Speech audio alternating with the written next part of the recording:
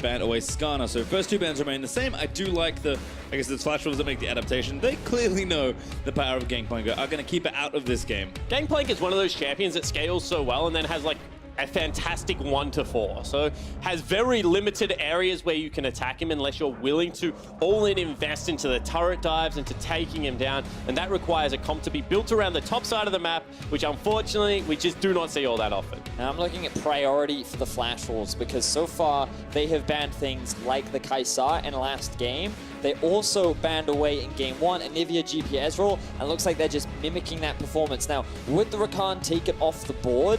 I don't suddenly imagine that Sejuani becomes their first pick, but that doesn't mean that a Trundle or a jungle pick is out of the question. I like the Kai'Sa ban though from Gambit again, keeping that one away despite decent amount of success with it in their hands in the first game, but looks like Mugen, yep, is going to stick to the Trundle. And if it ain't broke, don't fix it, and we've seen so much Trundle, and it has not been successfully navigated through a counter pick point of view by many teams yet. So with the Kaisar off the board, you're thinking about Gambit. Will they try something different? Will you just trust in your players and go, you know what?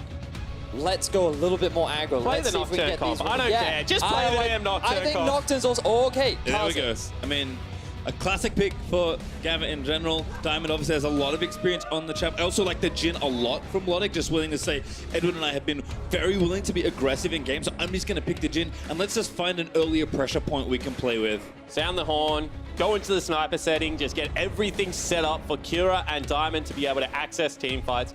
That is where they were having success during the play-in stage.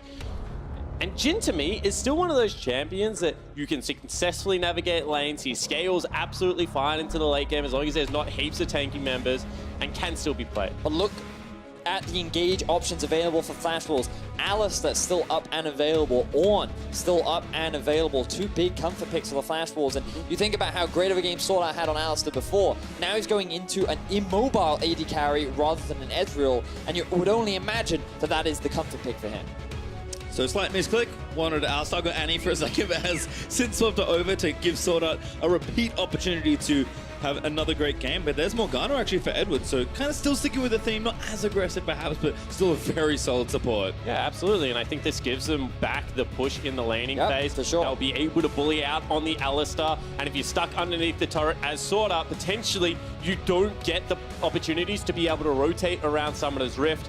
Morgana, one of those picks that, if played well, is super stifling to play against. And I think that Morgana does a lot of things that are valuable against this comp as well, because it mitigates the engage from the Alistair, assuming that it's not the Morgana getting instantly flash pulverized, and then the Trundle Pillar becomes effectively redundant. You do have to be careful from the Varus ultimate that can break it, but it can still mitigate a lot of that engage tool. So I think that in lane, and when Flash Wolves are looking for picks, that Morgana will mitigate a lot of them. And the bans that are coming through are just proof that the Flash Wolves aren't rattled at all. There's no change. You know, yeah, there's no change, but there's also no like recent power pick that they now have to adapt and kind of take away. They're still going towards things that, you know, they just don't want to play against. They don't want to get cheese. They don't want to play against something like a Karthus, so they continue to take that away. And I think that right now, I'm looking for something to come up that kind of breaks this mold that Flash Wolves have put on this series. The Rise will be a change for them, though, at least. Gambit have banned it twice already. Camille, the other ban, as Sion is locked in there for Gambit. Well, we wanted to see pushing lanes for Gambit. We get it now in the bottom lane. You've got it up in the top. You would imagine Flash Wolves looking at something like the Cho'Gath once again. Pretty good as an answer, unless they want more engage to come out, which they can do with the Ornn.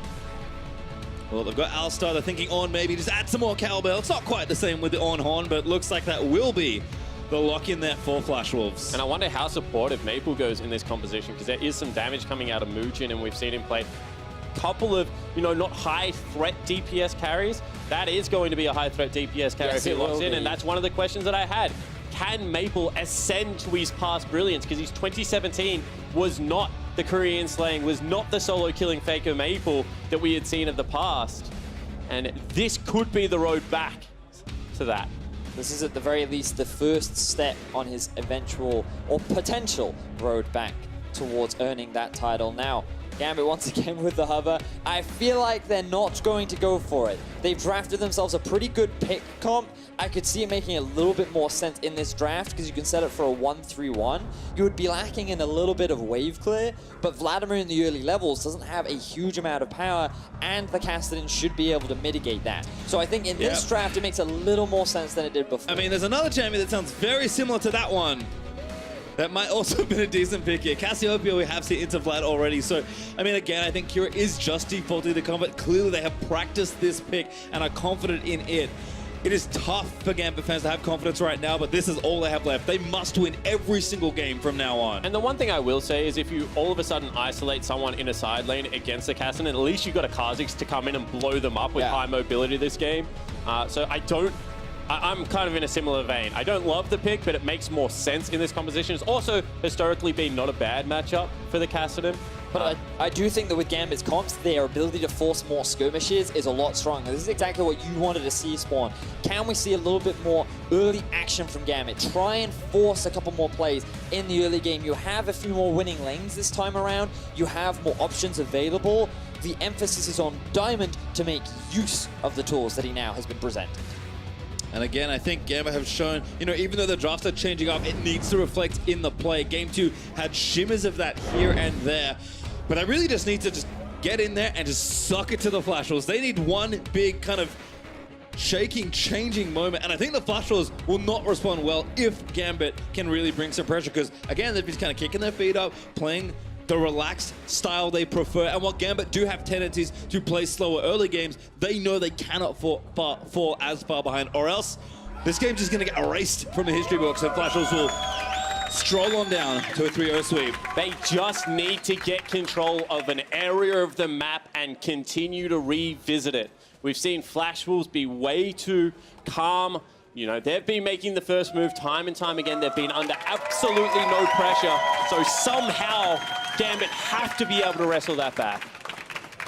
Well, we are going to move ourselves onto 7-0 for what could be our final game. The Flash Wolves are up 2-0 here in the best of 5 as Gambit will have those bricks in their back. Going to have to go 3 straight here and reverse sweep the Flash Wolves if they want to continue their dream of playing once again on a bigger international stage. They've already done so much work here in MSI during the play-in, but they do not want their run to stop here. That's not what all this preparation was for. Certainly not. Mainstream now, we do see Flash Wolves trying to get a bit of a glimpse in the other game as to where Diamond is starting. You can see a bit of a line of scrimmage set up all across the board, but Flash will successfully get that ward down onto the tower. Edward, rather, getting some early gold. But landing the binding onto Betty and Ching. Ooh, more gold. He's rolling in it right now. Space Fox goes out, adds insult to injury. There's a third one. Don't face check, don't face check. More gold coming in. Oh, another binding hit, Betty. Good news, perhaps. The ultimate early game for Gambit. They wanted lane pressure. Well, now they've taken half of Betty's health and his health pot. And that's what I was going to say. The sustain there is now going to be heavily in favor because this is going to be the Doran's ring start. That means the mana will always be there for the Jhin. We'll be able to continually push in. And they are looking to abuse this 2v2. Ooh, this is Edward getting a bit of revenge from his past games. You know what? You guys have pushed us around in the early laning phase, but this time we're feeling much more confident. And Kira, against the Vladimir, should hold out a little bit better than he has done in the past. Typically, I'm expecting the Q-Max this time around. The thing about Vlad is he's very predictable when he's going to hit you in the face because he has a bar underneath his health bar that tells you when he wants to hit you in the face. So as long as you time it properly, you can mitigate a lot of that lane damage, even if you can't match his sustain. Mugen right now flying through the jungle because the blue buff already full cleared the left side, so going to dip down here into the bot side. Kira perhaps expecting an invade or potentially another gank. Does not want to repeat of the last time, but Maple going to throw out his Q. And I think step 1 to success in this game is not dying twice before level 6. Yes. Kira. Good point. He needs to be able to create pressure by getting to the items quicker than he was able to last game. Kassadin is a ticking time bomb. Like, he eventually will go off if you leave him by himself. However, what we saw in the last game, that he was not even able to get to 2 items without having to go a very strange route. And it's one of those picks that it just seems to play into the Flash Wolves' hands. and I feel like Flash Wolves are more than capable of punishing it. They had the Trundle game 1 where they hard shut it down. The difference is Vlad doesn't have as much utility and gank setup that the Swain does. But in terms of damage, they're definitely going to have that in spades. And if you're Diamond Prox, this has to be super annoying. Every single time you try and start a camp, a troll just runs in and chucks a ward on it, and you know that he's not playing for the gank. He's just playing to find you. And Diamond, this is when the creative jungle pathing comes in. This is when you have to take maybe a different recall and start at a new part of Summoner's Rift. You know, Scryer's Bloom potentially going to help him out here if he chucks it towards his camps, but it's just as important knowing where the jungler isn't than where it is. And every single camp, 3 camps he's been to so far, Diamond has been scouted out. And we do look to the veterans on Gambit to carry through, especially at a time like this. Diamond and Edward need to really step things up. We asked Diamond to play a bit more aggressive. His pick has indicated that, but right now being very much stifled by the youngster, Mugen, having such a great series so far. Yeah, the new members of Flash Wolves have actually been impressive. Very good. Mugen and Hanabi have both played fairly good games, and I always compliment players that play both style. You know, Ornn into Gangplank is not the easiest thing to adapt to on the fly, and so you know, you've got to give credit where credit's due. And like this, as we mentioned, is Hanabi's first ever professional split. And he joined a storied organization who have a long history, not only regionally, but internationally, as being famous for shutting down the Koreans.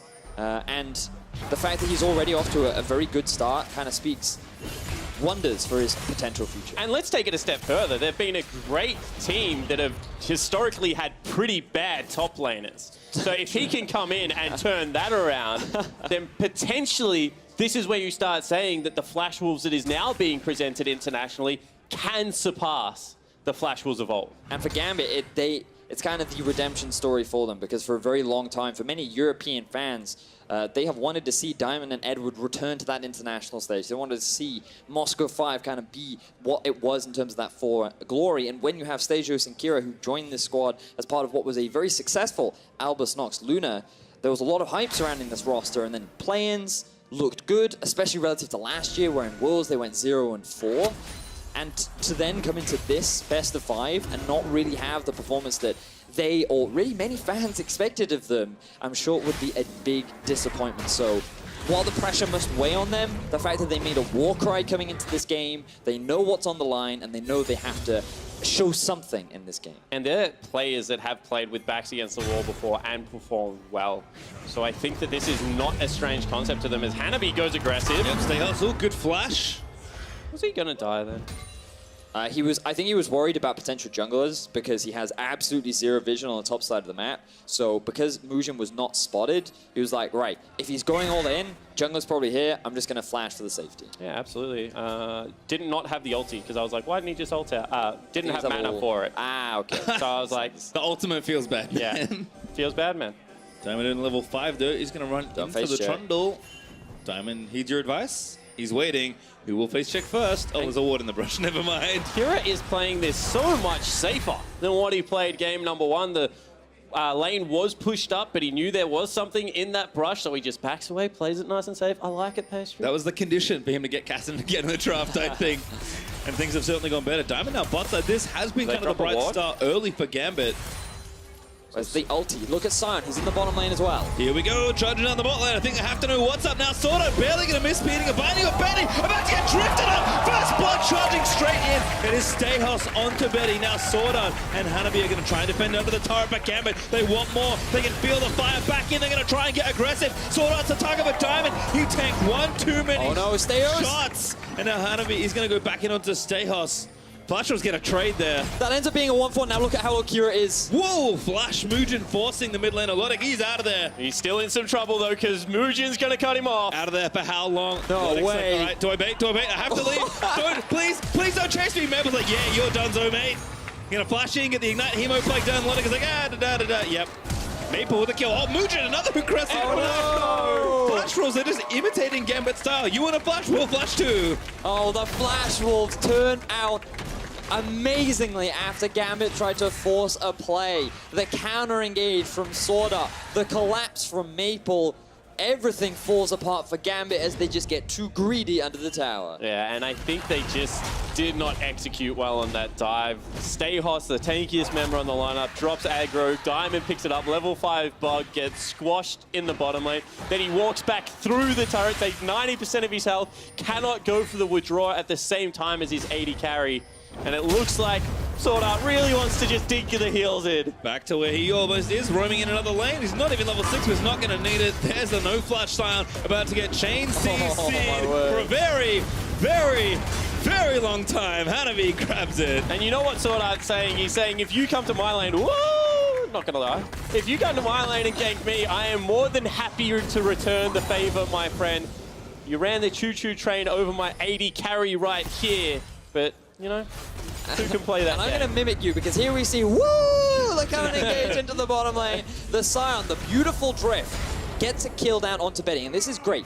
Perfect start. At this point, you disengage. Instead, they choose to hard commit to a dive. They want more kills, and that allows Maple to roam back down towards the bottom side of the map. That allows Sword Art to reposition and recalculate, okay, what am I going to do? Oh, I'm going to lock you guys underneath my tower and turn this in my team's favor. However, they are still doing what we asked them to do, and that is shove in bottom lane. They're taking a lot of the health off that turret. Top lane, now the banner of command is nearly completed for the Scion, is going to start becoming, you know, a pushing lane very hard for Stayhos as well. Has managed to keep, you know, an extra minion dematerializer. The only real question left is, can Kira get through this rough patch? Well, again, Kira certainly struggling, but the bright spot once more is Gambit as Diamond is back to the scene of his first crime down here in the bot lane, but Mujin sniffing this out also as well. Who will counter gank first? Looks like Flash Rolls, I think, maybe sensing something there. Aren't going to commit too hard. Let me tell you, Pastry, if your support walks at the 80 carry and the jungler walks out as well, and Logic sits there with his 4th shot saying, I dare you, there's generally someone else in the lane. There is generally someone else in that. It's like when in mid lane, rather than run towards your tower, you run towards the bush. You know that there is someone in that bush. Well, Clouddrake going over to Flash Rolls again. That first little play, I like the attempt from Gambit, but not converting at all. Mujin gets yet another first straight for the Flash Rolls. 3 for 3 so far in the series.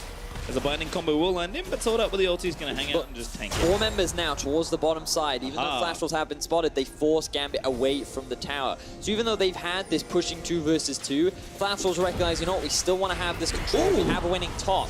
Let's see if they can stop it. Diamond here, but Flash Rolls just going to go diving. 4v3 going to try and make it happen. There's an ult out, but that's Edward dead. Maple able to grab the last hit. And Kira does not follow. The early game Kassadin has no real impact, and Mujin is just working with Maple as he always has done to get Flash Rolls another early tower. And it's not only that, it's that they go from mid to bot, they transfer the pressure down there just in case Diamond wasn't there and is looking for a gank top lane at the same time.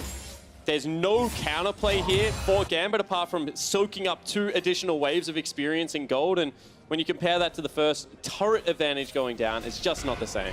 And this is it. The vision all gets cleared out by the Flash Rolls. They know that there are no summoner spells on Edward and Lodic. They simply wait for the Black Shield to disappear, and then Betty throws his ultimate out to secure an easy kill. And it's simply a matter of Flash Rolls recognizing where they can continue to extend their lead.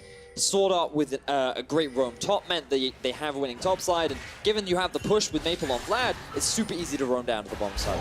And we see Kira actually go aggressive. They're doing it again. Here's Mujin and Sword Art now looking to try and dive at Kassadin. Betty's also here as well. They'll take the tower pressure instead. You know, maxing your E is all well and good to help with the wave clear, but in this situation, you do not have the wave clear to stop a 4-man push onto your tier 1. A 10 creep wave, 4 champions in there as well, as the turret does fall down. Flash Rolls starting to pick up the pace. Yeah, just methodically going from bottom to mid, looking to close this game out quickly. Can see that Kira really wants to have some form of pressure, but there is just nothing here for Gambit to gain. Sword Art's just happy to go back in again. Mujin with a massive pillar onto 2. Edward trying to find him with the pulverize. Just going to delete one. Mujin able to get Edward. Silence unstoppable. Chasing the ball out of the ring. But red buff's going over. I mean, Gambit is running out of stuff to do at 12.5 minutes. Yeah, this game is getting very ugly. You can see Flash will just confident play after confident play, walking in as a unit and daring Gambit to do something. Oh, for Gambit, this is definitely a rough early game. They tried to be proactive, and Flash Roll said, well, if this is what you're going to try and do, we will crush you at it. And they have just stopped everything that Gambit have tried to set up. They're now even setting up for a tier 2 at 13 minutes into the game. And you look and you're like, it's not like the CS differentials are all that big. Like, where did this all go wrong? They just starved them out of vision. They played the map.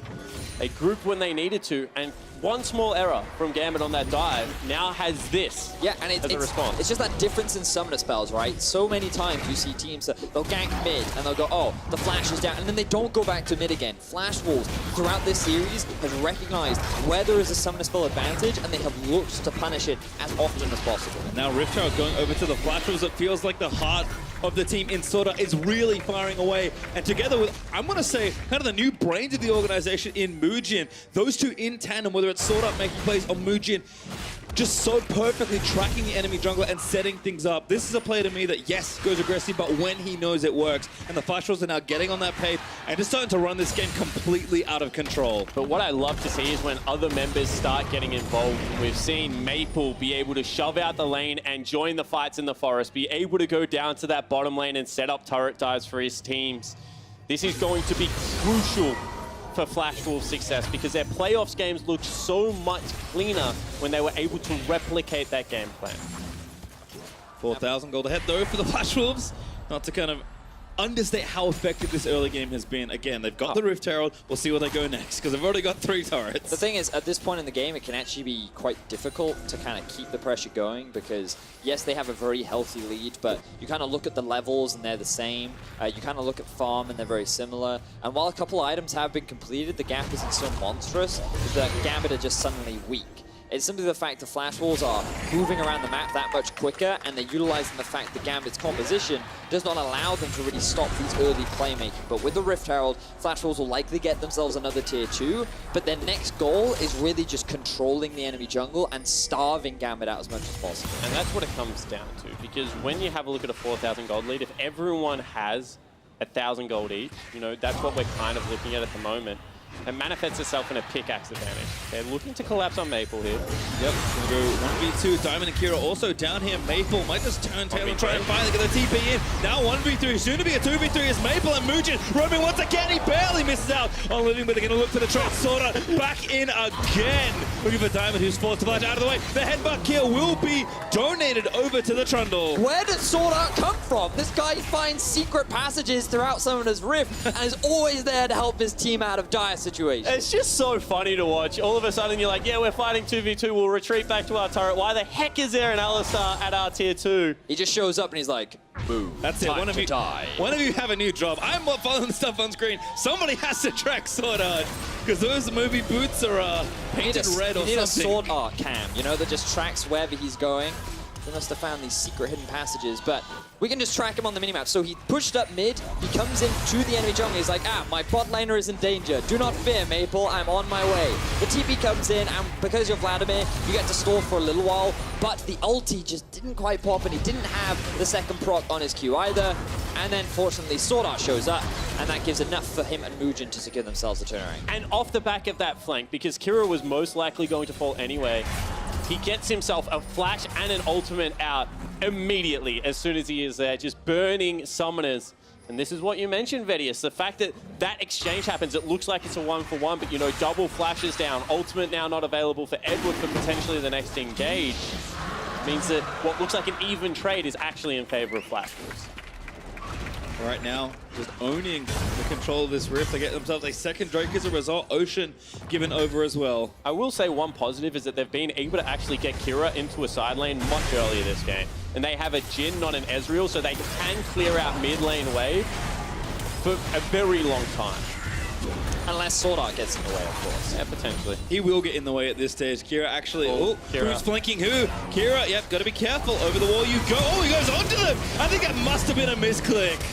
I guess he had no way out. Yeah, he just wanted to surprise. He thinks maybe I can burst Betty out, but now Maple, he's in trouble. Well, whatever happened here was bad news for Kira. Ulti, yep, gonna get pulled out of there by Maple. Part of me just sending some love their way with that Q maxed up with the Blood Rush. And hey, there's the Rift Herald we found a few minutes ago. Now, we're going to finish off that tier 2 turret. 4 turrets to 0. Now as Flash will just keep getting further ahead. And they just walk into your jungle, they take your mid laner, they take your red buff, they take your top lane tier 2, they back out as a unit, and they're just still looking to create picks if Gambit cheat through vision. They just take everything from you as the Flash Wolves continue to strangle Gambit out. That goal lead is only getting bigger. And while Gambit have had a fantastic play-ins up against the veterans of the Flash Wolves with 2 new players, they have not been able to answer the pressure. This is an absolute shellacking. Like, this game has so quickly You would become What is a shellacking? like a really one-sided affair. I see. Yeah, this game has very quickly become like a hole that Gambit will struggle to dig themselves out of. You can see that Stehos is trying to maintain one of his outer turrets. Says, please. Sort of. I thought he had Hex Flash because he was hanging behind the wall, and I was like, surely he's not going to try and dive this. But he was just trying to send a message, you know, peering through the trees, being like, I'm watching you. I'm ready to dive if you go anywhere near my lane. Well, Gambit looks like they're about to maybe lose another full side of the map. Looks like Flash Wolves are going to disengage, so good pressure there, down there onto the tier 2 bomb. But good news that it's only 5 turrets to 0 and not 6. Blue buff, though, does get taken away from the Kassadin. Positive fall, only 5 turrets, you know, only 2,000 gold down in the jungle It's only position 19 right minutes, now. don't worry about it too much. Diamond says, if you're going to steal my jungle, I'm next step ahead of you. Like, I'm just going to go to yours. I'll No steal one's your been there. soul, though. Maple ghosting into battle. Okay, this is a little over eager for Maple. He has no vision right now. You say that now. It does get the shimmer down with the E, but all right, knows a little bit better. Sword's already on the way, by the way. Just hoofing it up towards the left side. Flash Wolves back invading on the left side. And I mean, this just looks like the Flash Wolves right now, outclassing Gambit, unfortunately. You can see that they're in behind Kira again. This is an exquisite performance from Flash Wolves, but also, like, when you think about it, going into the main group stage when you're going up against some, like, very hyped up teams in Kingzone, RNG, Liquid, Fnatic, EVOS as well, after their great performance yesterday, you kind of want to show that you're a step above the other competition and that you can play with some of the bigger regions, you know? So the fact that the Flash Wolves have had such a great series so far can only fill them with confidence coming into the main. Only 1 slot left, and the Flash Wolves say that has our name on it, Gambit, as they continue to apply the pressure. Diamond is invisibly sneaking through the brushes just to get a bit of information. At this point, I think Gambit are rightly worried about a very early Baron. In fact, it's already been started. They have absolutely zero vision. I'm not sure if they have any blue trinkets to spot this one out. It looks like they will. They'll drop it down. This is going to be the fight. Oh, sort of. Again, another very creative thing. And Sales just goes in basically to die. Starting his own personal 1v5. Hanabi looks for the ult and finds it landing in. The Chain CC will be there. They've now lost their front line. And the Baron is now an even realer possibility. And ladies and gentlemen, that is what frustration in a top laner looks like. Not able to get anything started for the entirety of this game. Sees a couple of low health bars and just says, if we're going to fight, we're going to do it now. Unfortunately, whiffs the engage, and now Baron right back on the table. Well, again, the vision drained out there. That control was still around, like even slapped down the trinket just in case. Diamond is checking. Sword Art spotted him with the sweeper, just trying to keep them out of the pit. Now, Mujin did steal a Baron away in game 1. Can Diamond do the same for Gambit? On the same champion, Diamond, though, I think he already burnt an ulti charge. No, it looks like a brush instead. Maple's just 1v2ing. I mean, they're trying to find him, but Maple busy with the bot lane. In the meantime, a root lands in to Kira. They pull off the Baron. Flash Wolves just know every move Gambit is going to make. And Sorta, he's finding there's he going in, but it just doesn't matter. Baron, a desperate attempt. But Flash Wolves play it perfect. They grab the Baron. They're so far ahead. Beautifully executed from the Flash Wolves, stomping Gambit around the Baron. They secure the objective, and they have their eyes set on the first inhibitor of the game. And when Sword Art can solo your jungler, you know the game has deteriorated, and they're now looking to push in. It's only 22 minutes in. Inhib turret going down. Inhib will maybe join it soon after. Death timers are short enough that Gambit may get a chance to defend. Flash Wolves, again, do their due diligence and get out of the way first, because Mujin is busy split pushing bot lane. On the bright side, Pace Street, there's only a 5-tower difference between Gambit and Flash Wolves as they secure one down in the bottom lane. But yeah, you can look at some of the farm. It doesn't matter because the gold is just so insurmountable. Keep your eyes on Maple. Look at that. 1 versus 2, level 13 to the level 8 Morgana. stuff, Maple. Look at Sword Art. That is the jungler. He's just trampling all over him, ignites him. Diamond jumps into the pit to get away from the cow. Yeah. Would rather fight the Baron and three other members of Flash Wolves. Oh, Sword Art. The time's like, no, never again, never again. Diamond does get some vision. Oh, he They're gets trying to find spotted. him. Yep, there's the lens out. They're going to try and get him, but he's pretty quick, this old bug. Maple's like, where are you? I'm going to find you. Pops Shirelli. That's going to force a Flash Redemption. He's going to be used to just do a bit of damage and try and get Diamond out. He has bought time, wasting the Baron for his team. Turret different, shrinking perhaps as Kira there in the top lane is going to claim the outer. Another Drake, though, will be forfeited over. Stales burns the ulti just to make sure he's not the next victim of Sword Art 1v1s. And right now you can give up a turret if you are the Flash Wolves. They're waiting for all 5 members to be at the map at the same time. They're going to pick up a dragon for themselves, and then they'll start the push of what will probably be the mid and bottom lanes. Kira's getting so he has to go back to base. It looks like it's a matter of time. You know, it's one of those things where you can always say level 16, 3-item casted in. Yeah. It's like the always potential win condition.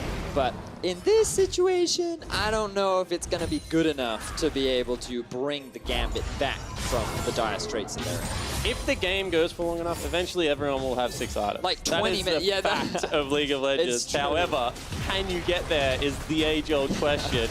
And this does not look like that is the case. Extremely unlikely. Certainly less than 1% at this point. It has to feel like Gambit, I mean, they want to defend this legacy, but Flash Wolves are just giving them no chance. They have something to fight for as well on this stage, and they're cracking 2 inhibs at once. That's awfully good value. And Kira's still staying bottom lane. They're saying, we will be able to hold without you potentially. Get as much gold as you can and then come fight with us. Probably have to if the game's going to be anything at all. But Sword Art finds the insta initiation onto Diamond Procs. All not ready to go. Finds it, gets 3 men knocked up. And the turret's in his die before the team fight's ever really over. Flash Wolves are just going to use this Baron and try and take it all down. It's a mess in the back end of the team fight as the Nexus gets exposed. Betty firing away, looking for stay hustles. Kira's just fighting for his life, but there is nothing left but an ace. As the Flash Wolves, they seek redemption among the best teams in the world, and they will erase their opponents to get that chance. Just another day in the office for the Flash Wolves as they obliterate Gambit. They get better and better from game to game. In game 3, we get a little bit more of what we wanted from Gambit. We saw this early playmaking. We saw this composition that was a little bit more geared towards trying to make stuff happen. But Flash Wolves, they shut it down and they stormed through the opposition. And the response is what we wanted to see, because it's all well and good to be able to play slow, structured League of Legends, but when you're going to go up against EVOS, when you're going to go up against RNG, you know that there are teams that will bum rush you and just look to get early game advantages. It looked like Gambit wanted to attempt that this game, but the Flash Wolves just show their class, show they can accelerate the pace, and honestly close out with relative ease. I think that has to be the plan, honestly, for Gambit in the last game.